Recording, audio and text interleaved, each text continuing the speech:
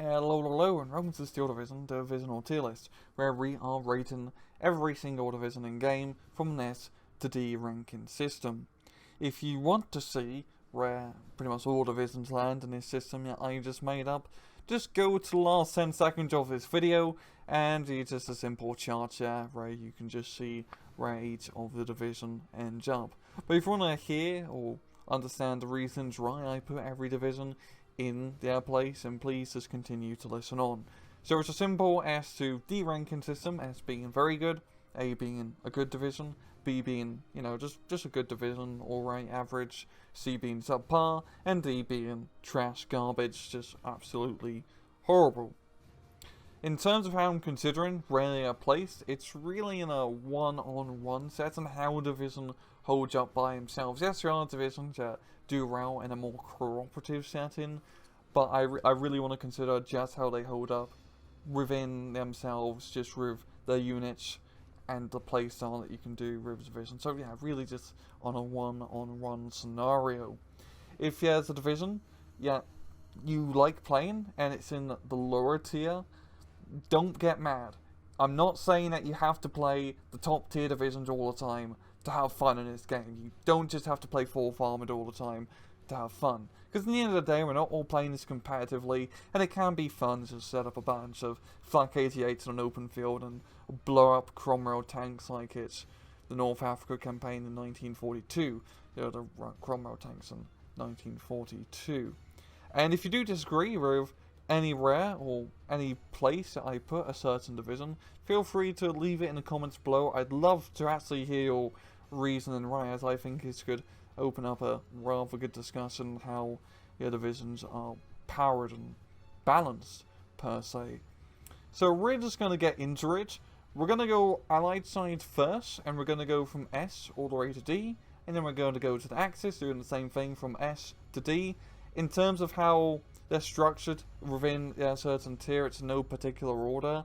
So, well, let's just get to it. Start off S rank, where you have ourselves 4 farmers, which is still a very strong, powerful division. They're no longer as broken as they were in release, and still a rather big stigma about 4th Armoured being overpowered, but they are much more manageable these days. The Hellcats, yes, yeah, very strong, yeah, fast as hell, and they can deal a lot of damage, but if you get fighter planes or artillery, you can usually just stun them up, and they're pretty inefficient at that point. The 105 Shermans are no longer available in A phase. You kind of get less infantry early on, you get less rifles per card. The Bantams aren't as banty, the B-26 is no longer an unkillable A-10. They are much more manageable now, but they're still very strong, early, aggressive division that can be hard to counter still if you don't know how to deal with the Hellcats and the B-26s efficiently. Because it's not about trading with them, run-on-run tank flights, because it's going to overwhelm you with Hellcats. It's about using fire support vehicles to try and subdue them. But there's still a very good division, and that's right in S rank. Next up we have is Desert Ranch, which is pretty much like 4th Armoured still, where they can push up hard and heavy early on. But they actually have a pretty decent C phase. You get 2-star Fireflies, which is not to be trifled with. These guys can go run against Panthers and have a really good time. And 2-star Achilles, yeah, you just have veterancy galore with Desert Rats. That's what makes them so bloody good. You got 2-star Stuart, it's just stars in your eyes everywhere. And all the equipment is overall pretty damn good. And you can push very hard with Desert Rats if you know what you're bloody doing. For the last S rank for allies, we have ourselves the Scourge Armoured, which is the quintessential British armour division, but they're very good at spammy stuff. You can spam motorized rifles, you can spam half-tracks that they come in with all different types of units, you have tanks galore that you can spam, like bloody Fireflies all over the place, spam Sextons. This is very good overall. A phase, you got great armor options with the AEC, 11 armor Cromwells, Stuarts, regular Cromwells, support Cromwells. Just so many bloody options. It's really spoilt for choice. You have a very good air tab as well with Tempests galore. This is a very well balanced armored division that can push hard, hold ground, and just get tanks all over the place. which is great. And even though it seems like it's third armored should be rating later on to attack, oh no, you can make really good head rate in A phase. You just have all the equipment that you need to really make a good push. So to start off A rank for the allies, we have ourselves the second Blind A, which definitely don't see a lot of love these days. The 4th Armored and Desert Rat has definitely overtaken that whole allied A phase armor aggressive division, but the original gangsters, the second Blind A, are still really good at armor pushes. They got a lot of veterancy, good infantry options, even though you have to be a bit more careful because the infantry aren't as spammable. You got the bloody Wolverines in A phase, good air power. Overall, it's just a very solid division still, but of course you do run out of steam later on. So we have ourselves a 6 Airborne, which is a solid airborne division. They're very good because they can hold really well. The infantry great at holding, you got lots of AT guns. The Tetrarchs are actually a very good unit to take, as you can just spam the absolute living bejesus out of them. And you have a solid air tab as well. One problem with 6 Airborne is that they are a more harder division to play, as it requires a lot of good micro, and to deal with enemy heavy tanks when they do come onto field really relies on using your Typhoon ATs. Even though it's not like a Ju-87G or a B3 which can potentially one-shot a tank the first time they come out, you usually have to do like 2 or 3 ones to kill someone from Typhoon AT.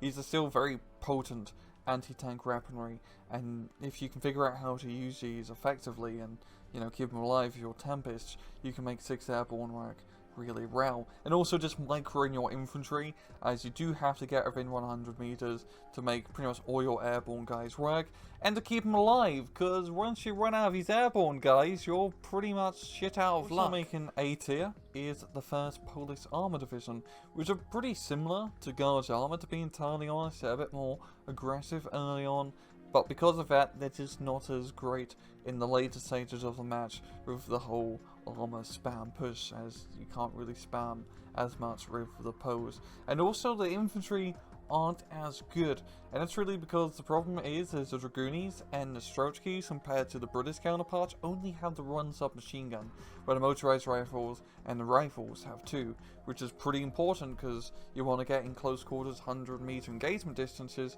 to deal with those Panzer Grenadiers, as you have a better chance to win with 2 submachine guns. But also to note, the air tab for pose is crazy. These Hurricanes are ridiculously good. Absolutely fantastic. And our final A-lister for the Allies is the 15th Scottish Infantry Division, which is an extremely well-rounded division in total. You just have a plentiful amount of everything, and it's all pretty well done with enough veterancy spread around. What doesn't really make them an S-list though is the infantry by themselves, and infantry and infantry fights isn't that great. Yes, they are spammable and you can get like a lot of guys, but you really have to rely on fire support to really get the job done, as rifles and Brent groups just do piss poor damage, to be entirely honest. You're going to have to rely on 17-pounders as well to really do the heavy anti-tank lifting, and because it is an infantry division, they're not as good as exploiting a gap per se compared to their armoured counterparts, but, you know, that's just kind of the way an infantry division goes. But overall, these guys are very B tier for the Allies. We have ourselves a 2nd Infantry Division, which overall pretty solid. You got lovely ranger guys, you got a good amount of tanks and xylophones all over the place. Xylophones are great, just use a lot of xylophones. But the problem is once you run out of rangers, your infantry is pretty mediocre. There's really just rifle spam at that point.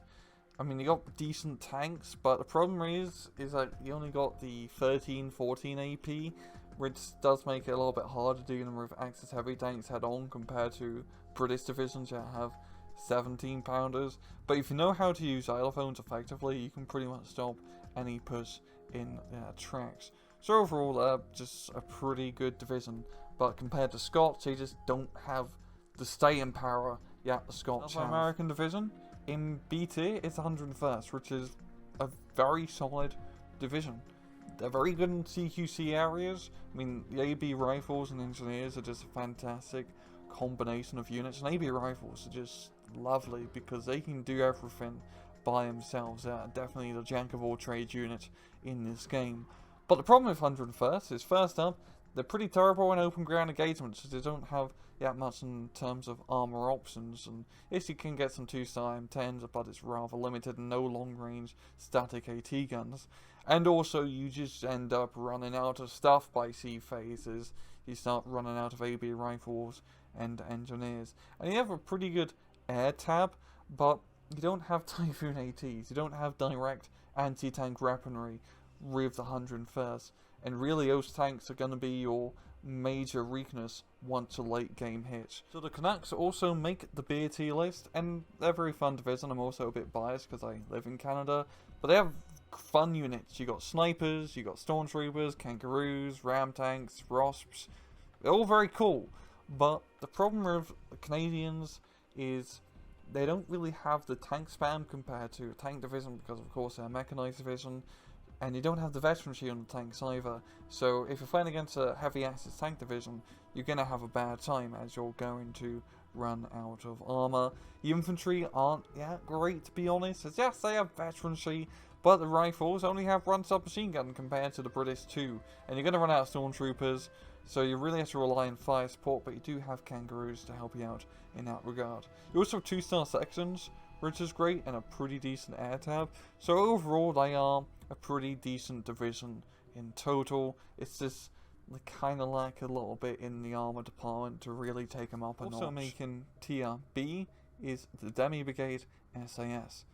They have a good A phase, a good C phase, but it's a B phase that really leads them into B tier, which is a little bit ironic, I guess. As you can do really well on A phase, but once B phase hits, usually a lot of Axis divisions end up getting online per se and get all the fancy equipment, and if you end up losing momentum in that time, you usually end up choking the match, as if you just lose too many units, even if you can just American armor spam through C phase, it will just be a little bit too late to retake the ground that the Germans have already managed to entrench.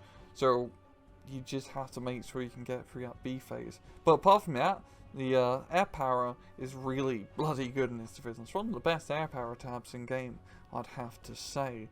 And also, the Jagdpanzer is a very powerful unit early on, but if your opponent is smart, they usually just artillery spam it to death, or just smoke the hell out of it, so you won't actually be able to use it all that efficiently. The last B-lister for the Allies is the 3rd Armour Division, and these guys are just pretty mediocre. I like playing them personally, but they're just not really that great, as you have to wait too long, aka C phase, to really use these guys efficiently, and the first 20 minutes for these guys is pretty dreadful, as you just don't have the income to really get all the tanks that you need, and you kind of have to rely a little bit on tank spam with these American armor divisions to really take the cake, as you don't just have Fireflies, you have to use 76mm Shermans, which don't have the AP, so you usually have to try and flank them around and micro them to really get the kill. But you're thinking, oh, but Rang, you got the Jumbo's great, and the Jumbo is awesome. I mean, it's a 20 armor allied unit, I mean, it just makes Verboos cry.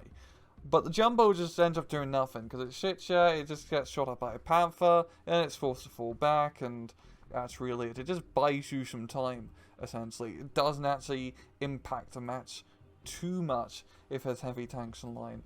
But, yeah, it's just a bit too slow to the ball to really be all that useful for 3rd Armour. Starting the C-listers for the Allies is the 1st Infantry Division.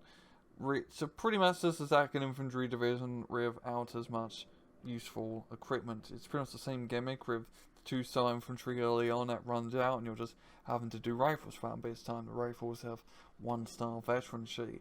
You have to rely on 76mm AT guns instead of Wolverines to really do the majority of the anti-tank gun killing. You have no real mobile 1.2km AT weaponry, and honestly this equipment's pretty mediocre. No xylophones, no T-30, like support AT gun things, no Gabby. It's just a pretty meh division overall. We have lackluster recon as well, so yeah, it's just considered a worst out of the division, but making C tier is the Commando Brigade. At this point, they're pretty much just Daring Brigade, but worse in every aspect. No AT guns to really speak of. Yes, you got Sherman spam, but once the enemy gets like proper tanks in the field in Pack 40s, they're not really as useful, and just not having AT guns or amber stuff is a pretty big deal. Infantry isn't as great, because you get reinforced by Bren groups and assault pioneers on C phase, which is pretty abysmal, and you're going to run out of your A phase and B phase infantry units before the match is done. That is guaranteed. Yes, you've got longer range options with the Commando 6 and Commando support, but you just end up running out of them eventually, as per usual. While with Demi Brigade, you have some more spammable options, and you also have smoke grenades for your SAS troops, and they're cheaper, and they're still really good at CQC, and in the end of the day, for British infantry, it's all about just getting within 100-meter range to really take advantage of the submachine guns that they usually have. So yeah, these guys are just meh. I mean, they have the mean rocket artillery, of course, but that's not even gonna really save them if your opponent knows how to actually push efficiently. But that covers all the Allied divisions, so well, let us see the Axis divisions. And before we go over, I don't really consider any Allied division complete garbage, as at least they will have some redeemable factors. I mean, Commando Brigade has like some veterancy and stuff at least. But for the Axis, that's going to be a different story. So our first S-ranker for the Axis is, well, the 1st SS Panzer Division, which I think is pretty fitting. They take the best things about an Axis tank division and an Axis infantry division and just mold it together into one absolute powerhouse. Volksdeutsche spam is absolutely incredible. You got employee discount Panther Ds, employee discount Stugs, in the anti-tank tab you get less HE, IG-18s. You really just have everything you need in 1st SS. It is an absolute powerhouse, in all honesty. Great air power. The Jeopards are actually really good with 2-star veterancy. These are just a very, very solid division overall 1st SS. You just have everything you need. Well, the only real weakness is the lack of recon, but you just have to make sure not to throw your recon units away with this division. But apart from that, you just absolutely roll house. We have the 2nd Panzer Division, which is a very strong Panzer Division. Yeah, it's much more aggressive in the early phases of the game, but by God, they can really push a lot of ground. The A-phase Panzer IVs allow you to really compete in A-phase efficiently. You got all the great recon vehicles. You even got a Panther in the recon tab, because why not? And you have such a great B-phase eco. Yeah, even if you don't do too well in A-phase, you're just gonna absolutely roll house once B-phase hits, as you can just get all the units online, get the momentum going, and yes, you're gonna have a lower income in C-phase, but by that time you can at least keep the pushes going, get the 2-star Panthers online, and you're just gonna have a lovely time.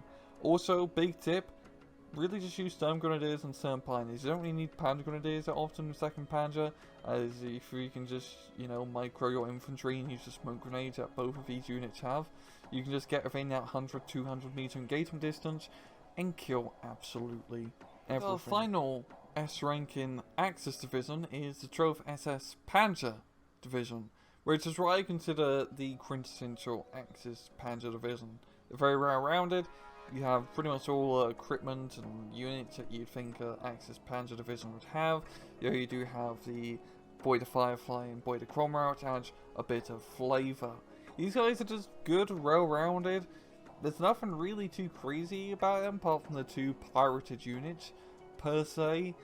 But they're just very solid. Panzerwerfers, worth everything. You got a good amount of heavy tanks to get you by. The Boy the Firefly, in certain situations and certain maps, can be an absolute powerhouse. The Cromwell Zori is a great choice. They're nothing too crazy in any aspect, but it's just so well-rounded, what makes the 12th SS Panzer really good. You may notice that all the S-ranking divisions are tank divisions. The reason being I'm considering all the tank divisions the best divisions in game, essentially, is because the best way to win Steel Division is capturing territory. The best way to capture territory is to punch through an enemy weak point and just capture a huge blob of land along one flank. And Panzer divisions do that the absolute best. Preferably in B phase you want to be doing this, as that's usually the best time to attack, and C phase you just hold, as during those earlier stages the enemy is not as well defended in areas, allowing you to make those breakthroughs and just capture huge troughs of land. Starting our A-listers for Axis is the 17th SS Panzer Grenadier Division, which is, I kind of consider an infantry division, but they're very strong overall. You got IG-18 spam, Panzer Grenadiers, Neighbor Earthers galore, rocket plane spam.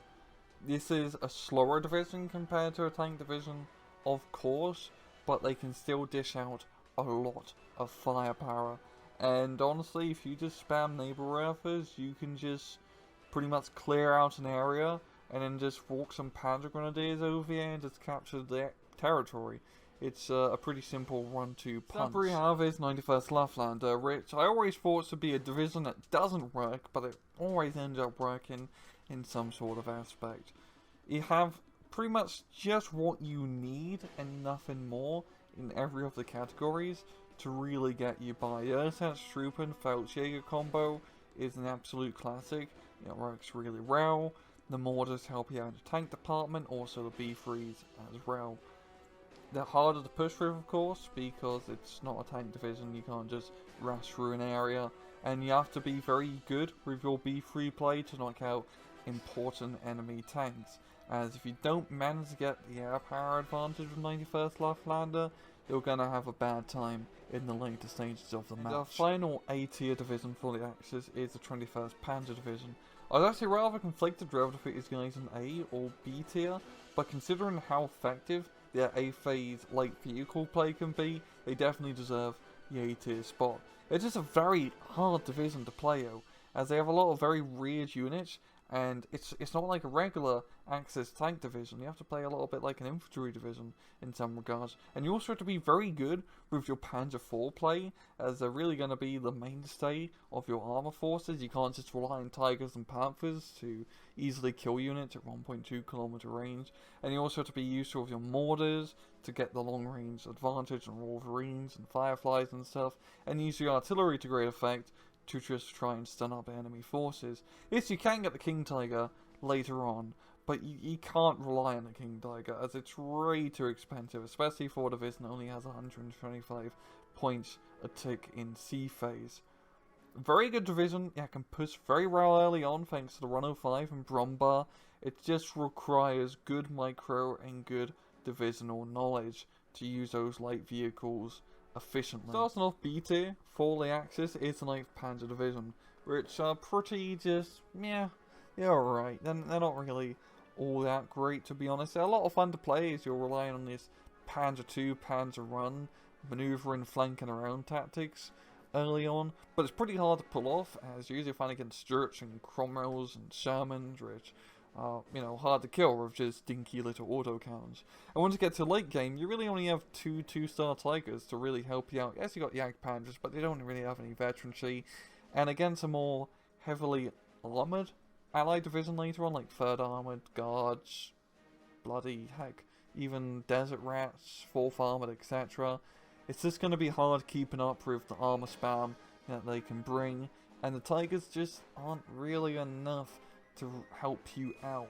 So it's about getting that good early game aggression, using those A-phase Marder 3s and more half-tracks to great effect.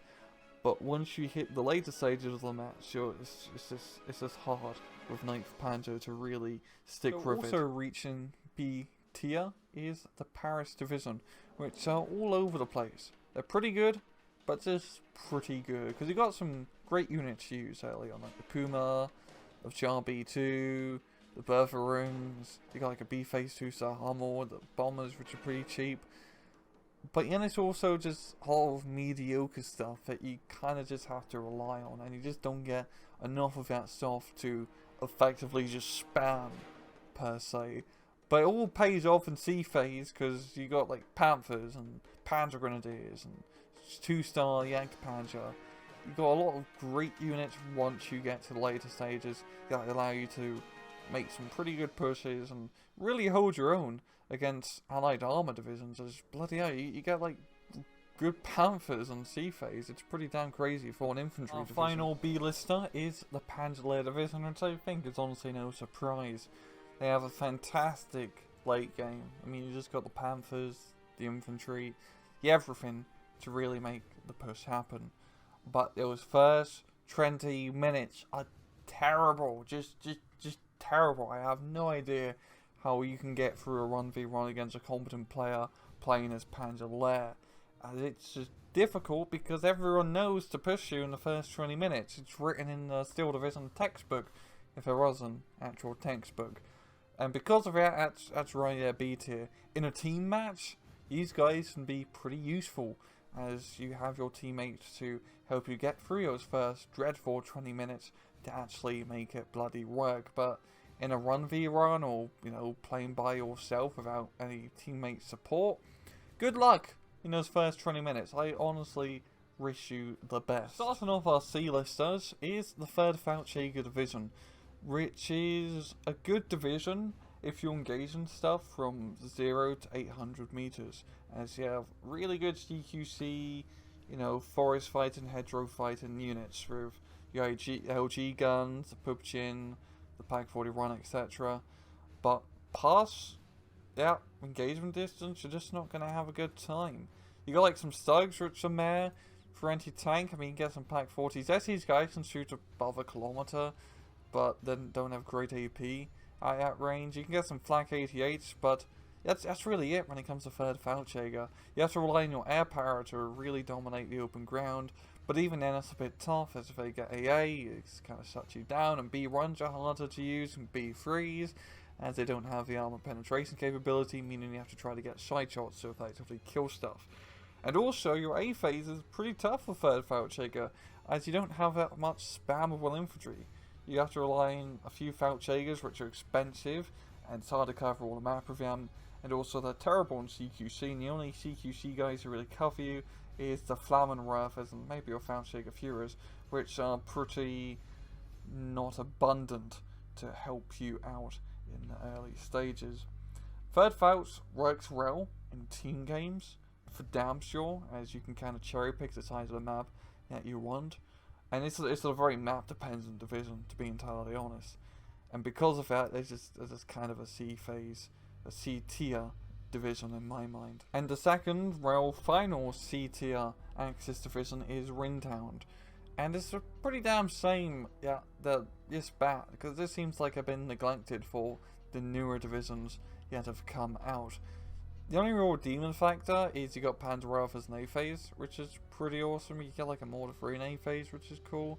And also the Panzer 3Ms, which are very good tanks, but I'd honestly prefer Puma, as the Puma's more mobile, cheaper, and have recon optics. And you kind of want the mobility because you don't have the AP compared to stuff later on to just do head-on-head fights. For the Panzer 3, you kind of have to do that. So, yeah. And you have to rely on the Panzer 3 in B phase as well, which is ridiculous because you can get like the 1-star Panzer 4s with veterancy, but it's just pretty mediocre compared to what the Allies are usually bringing out. And then once C phase hits, you got Panther Gs, which is great, but you just don't have the economy to really afford to buy them, and by that time your entire front line has fallen apart. So these guys just have a terrible B phase, and a terrible C phase, with like only a mediocre A phase to help you out. They really need a rework, to be entirely honest, because it's a damn shame just how poor these guys are. So the last 3 divisions we have to cover, which are all in D tier, are all Axis Infantry divisions. I do want to mention at the start of the video, if you like playing these divisions, or ones that I mentioned earlier, and it's a lower rank, and you hope it to be, I'm not saying that you have to play the meta divisions, and that's the only way you can actually have fun with the game. But if you don't want to play a 1v1 and you want to efficiently win, or if you're playing a team match and you don't have any teammates to support you, then these guys you kind of want to avoid. And there's 3 reasons why these 3 Axis Infantry divisions are bad. The first one is they're all very slow. They're very hard to punch through and capture ground with in an efficient manner. You have to start attacking yesterday if you want to capture the ground. And in this game, it's all about capturing huge swaths of territory. And it's better to get like a +2, +3 with a big armored push and slowly holding onto a +1 for 40 minutes. It's actually honestly a much safer bet to try to get an early armoured push going, capture a lot of ground, and then lose it later on and just try to hold on, compared to just trying to hold like the 50% line of the map for 40 minutes. Number 2, all of these divisions are easily countered by artillery, because it's all slow, soft targets that are all easily killed from high explosives. You're mainly using flat guns and pack guns and other artillery units to really do the main damage. But you're thinking, well, I can just get so much artillery with these Axis infantry divisions. I should be able to counter battery. That's not really the case, yo, because current meta, a lot of people like using sextons and priests and more half-tracks. And because of that, you can't counter battery that stuff. They're armored, they're mobile, they're just going to relocate and continue shooting you, while your static artillery pieces can't exactly do that, and they end up just getting stunned up to oblivion and end up being pretty useless. And the third one, which is actually pretty important, is all the mainline infantry on these divisions only have run machine gun. Only run MG42 or 34 and 16th Luftwaffe case, MG15. Well, all the divisions that we previously mentioned, whether it's 91st Luftlander or Feldjäger, with Feldjäger like 2 machine guns, or Panzer Grenadiers, which all have 2 machine guns, that's a lot of firepower that you're losing. That's half the firepower yet you are losing.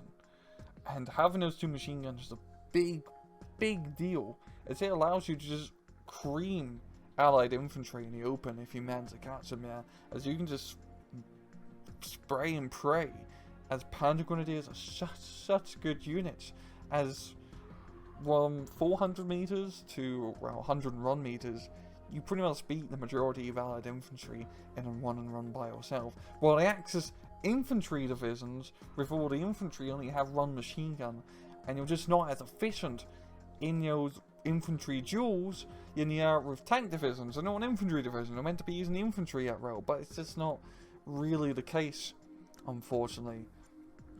But yeah, so here we have 16th Luftwaffe. I consider it one of the better ones compared to 352nd and 716th, as you can just spam flat guns galore, and you can set up a good AA net, yeah, pretty good air cover.